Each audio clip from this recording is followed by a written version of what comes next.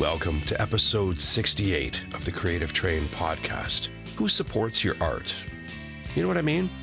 They really get out there and cheer for you, kind of thing. They show their support. They like and they share your stuff. It's an episode that I wrote about a month ago, and I've been kind of hesitant to release it because you don't want people to automatically assume that, oh, are they offended by me? No, it's not that. It's just an in general thing known across the artistic creative community that your support will come from outside, not from your immediate circle. And I don't mean these people are getting in our way or preventing us from working, but they don't really seem to hop on with your excitement. They don't come to your gigs. They don't come to your shows. So let's meet up on the other side and take a deeper dive into this. All aboard.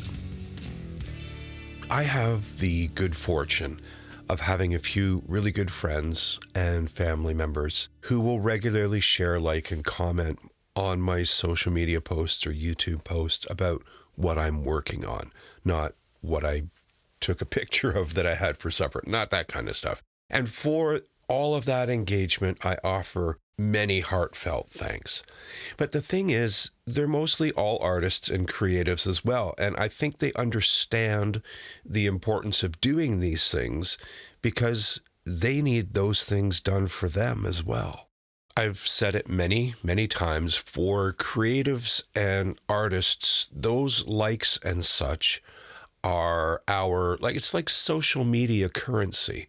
And like it or not, social media is not going away anytime soon because it's our main conduit for self-promotion to the world, because we have to promote ourselves as artists. Nobody's going to do it for us. When folks engage with our posts by commenting or liking and sharing, what that does for the poster, the artist, the creative person, is it gives them motivation and confidence that maybe there are actually people out there enjoying their work.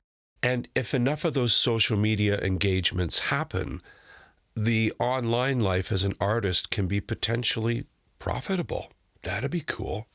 Imagine making money off of art. Now, that's not to say that social media is our fixation, it's our lifeline, that we have some narcissistic leash to our online personalities. No, we don't have that need for constant affirmation and confirmation.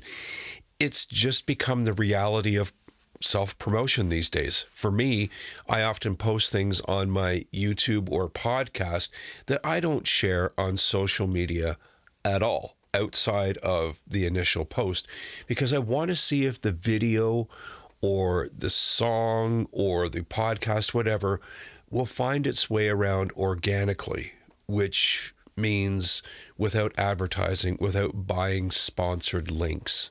And it does, if you give it time. You can't realistically expect friends and family to share your stuff as an act of encouragement and support any more than you can get them to, say, come to one of your gigs or shows or events. It's just the way it is. How many times have you been asked in small talk conversation, oh, you have any gigs or shows coming up? And you rattle off your list and say, hope to see you there. And then they return with a smile and a dismissive, yeah, I'll see what I can do. Does that sound familiar? Maybe that's just how people think you make conversation with an artist. I'm not saying your friends and family don't care about you, but the effort to manifest that care in the form of actually showing up to support you at these events or even online is very, very rare. And why is that? I think that's a good question. In my mind, I think there's a few very subtle things going on. And I believe none of them are things that anyone would have the honesty to admit to. Firstly, it's possibly a sense of shame or embarrassment being associated with an artist. But I'll qualify that further by saying associated with an artist who isn't famous. If you were some super famous influencer or like a local celebrity, they'd be on you like glue. because their name would be associated with yours. But if you're the kooky artist who just makes fun paintings or writes songs about life in a small town, then, well, they're less likely to show up and support in any form. I think to keep their name clear of the kooky person. But if you were famous like that, even like a local celebrity status, somehow others would gravitate towards you. They would want their name associated with yours to be able to have a connection to someone who lives that mysterious, bohemian, maybe untouchable lifestyle. Vicariously, they can enjoy the perks of being in a creative community without having to do any of the actual work. I've been there, I've seen it, and it's gross. So when we advertise our gigs online, chances are that the posts will be seen by quite a few of our friends. And if enough people like or engage what you have posted, that pesky little algorithm picks up on it and puts it out there to more of your connections that might not see your stuff very often. You know those friends you know you have, but their stuff never shows up unless you go looking for it? That kind of thing right there. I use social media a lot, but most often to find new artists. I like going through the reels. I like listening to, anybody playing any instrument.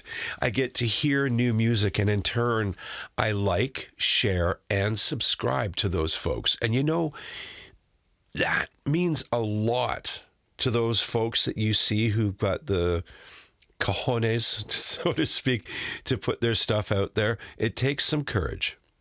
And it means a lot to them to know that you didn't just scroll on by. But the reality is, too, that they do see the stats of how many people checked on their stuff.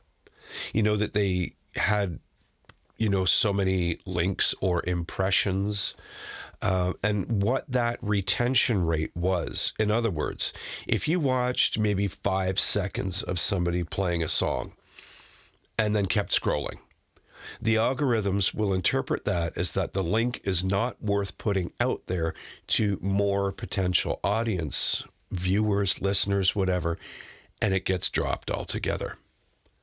What I like to do, this is just me, when I find somebody really engaging, is I go to their channel, I go to their videos, and I'll play them all. Even if I'm busy doing other stuff where I can't pay attention, I'll put on a whole playlist and let it go. Even if I have to do something like to turn the volume down because I'm doing something else, I want those plays to happen for these people. I let that algorithm know that this stuff that I'm watching is worth watching all the way through multiple times, and it's worth liking, subscribing, and sharing. It takes seconds out of your scrolling to do these things. Less than a second to click the like button, but nobody often will do it. But I make a point of liking it, leaving a comment and sharing.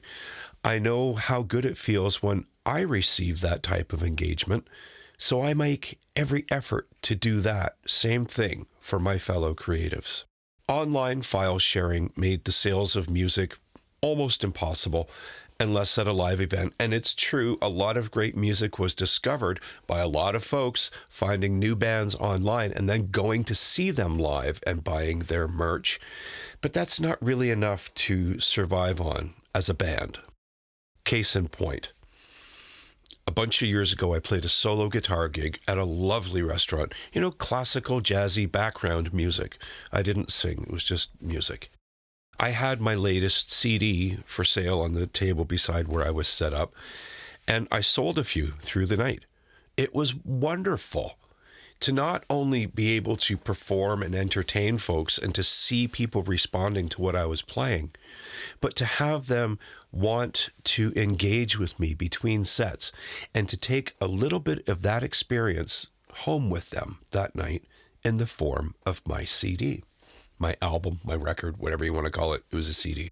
At the end of the night, after I had packed up, I had gotten my payment for the night, I went to shake the hand of the owner of the establishment, and I offered him one of his CDs. I said, here's a gift for the restaurant that you can play. And I offered it to him for free. That's what I said. It's a gift. And he kind of looked at me half amused, half insulted with some odd look on his face. And I guess he thought after all this, I was trying to sell it to him. He said, I don't buy music from anyone anymore. I found a great Russian site where I can download whatever I want for free. I'll get your music there. And I was like, oh my God, what do you do? So I said, all right, thanks for the event. I appreciate your business. And I've never been back there since, and I will most certainly not be a patron of that restaurant. And that was almost exactly word for word what he said. And that's often what musicians have to deal with. So it's not only the value of the artistic creation, the product, that becomes devalued. So does the actual person who created those things as well. You might not actively think, I don't like artists, but how often would you choose to purchase something from an artist that you know you could get for free somewhere else? So what else could keep people from supporting art and artists? This one might be a bit of a stretch, but I think somehow it might be a sense of shame rooted in someone's past attempts or perceived failings as an artist, or even just a hobbyist. See, people are naturally competitive. And when we start any kind of new practice, whether it's in a group session or you're just taking a virtual course, we monitor and judge our own progress more harshly than others do, right up to the point where someone sets themselves apart from the group. They excel. They, quote, do better stuff. And then the judgment comes from those who feel they have been left behind. Sometimes that causes them to abandon their creative pursuits and move on with a sense of bitterness to not only that person, but the whole process as well. I've been involved in a relationship like that where over and over again, I had to buy the new tools and materials for new hobbies, thousands and thousands of dollars spent on this stuff that was dabbled at for a few weeks and then left. It's brutal. The feeling of resentment comes up whenever they see their now abandoned creative tools, or whenever they hear about that other person's success. And, of course, when they see that person trying to promote their art, their gigs, their web pages, their events, whatever, online. It actually requires effort, serious effort on each of our parts to resist those feelings of not measuring up. Even more for someone to not let their head get so full of themselves if and when they find themselves in the position of being the one criticized or judged. You know, the one who's excelled. Being good at something doesn't mean that you think you're better than everyone else. Being great at something doesn't automatically make you an elitist snob. But that's how people look at artists and performers and creatives in general, especially the ones who get really, really good at what they do. Another thought I touched on in this episode called Is Art Still Important? Is that maybe folks look at you and think you're just having a lark. You don't take life seriously. You're just playing. Well, maybe you are, but you're learning and growing all the while and probably having a lot of fun doing so. But there are so many people who think that art is something that you buy from the store and put on a wall. There's a resentment from the more serious folks, I guess we could call them, towards people who spend their time, their free time, at a creative pursuit. It's not that they just don't get it. They actually have no freaking clue what living a creative lifestyle is and can be all about. And it's not about being a full-time artist, but about dedicating part of your time on this earth to try and bring some beauty into other people's lives by showing them a bit of the wonder, the magic, and the joy and the inspirations that are alive and well inside of you. And if nobody gets you, that's fine. I get you. And that is what every episode of the Creative Train podcast has been and will always be about. Sharing experience, giving inspiration, offering support from one creative mind to another. So don't put your stuff out there and get upset if nobody shares it. Don't get upset if you invite people to your gigs or your shows and they don't come. They won't. It's a common fact known in artistic communities.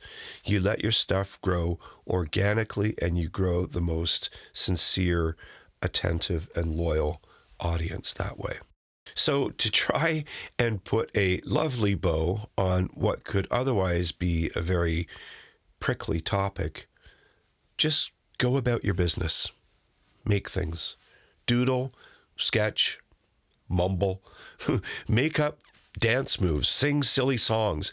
Make things that will make people take a second or third or fourth long look at to experience and draw it all in.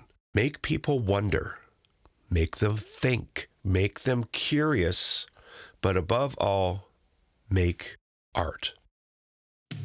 There's your pep talk. Now go get to work. So there's a lot of people who think that the life of an artist is just, tra-la-la-la-la, fairy tales and patchouli incense and stuff. It's not. It's a lifestyle riddled with self-doubt and working around criticism coming from the outside. Unless you only stick to yourself and never reach out, you're totally sheltered from that. But as soon as you put your stuff out there, you'll start to find who really appreciates what you do. People might say, "Oh, great job, buddy. Nice tune, nice painting." But they'll never engage in trying to share your successes online with anyone. It won't happen. They won't come to your shows. They won't come to your gigs. They won't share your posts. But you get some few gems that do. Show them you love them back. It means a lot.